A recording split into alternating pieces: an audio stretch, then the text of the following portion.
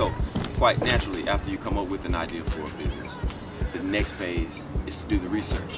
So a lot of times people will jump into something and start picking out a name and start picking out designs, but they don't know if somebody else has already done it.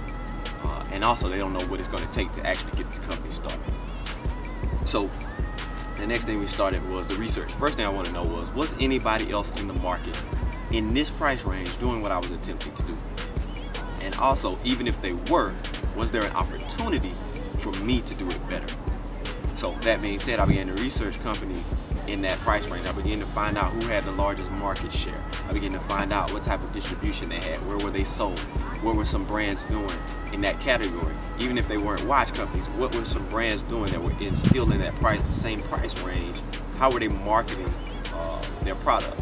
I took a look at the older and more established companies and what they were doing.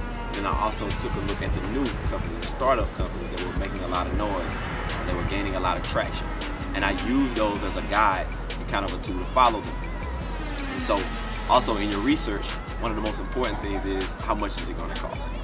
I knew that having a watch company with the quality that I was looking for would take a significant amount of capital.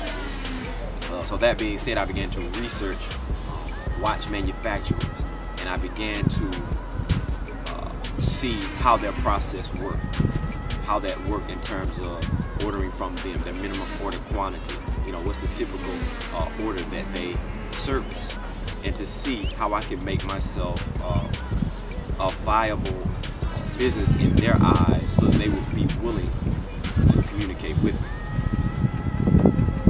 Now, also another great aspect of the research was my design. So I had a design. I needed to know if anybody else had the design as well.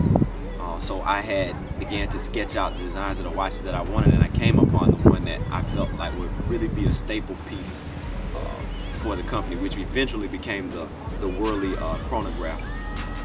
And I, after that, began to research a company who could make me a 3D model, who could make me a scale model. So I hired an independent contractor to make me a 3D image and also a scale model of the product so that I could see if it would be something that would be able to be implemented, because all of the manufacturers are going to need that type of model to work with so that they know if they can manufacture what you're requesting.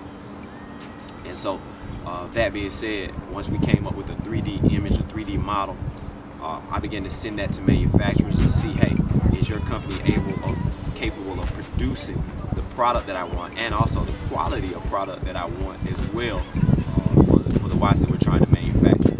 And so that was the beginning, and that is how I found out how much it was going to cost me. So that's the manufacturing, the components, the shipping, the band selection, how much it's going to cost to actually get started. And so that's when we switched our view to fundraising.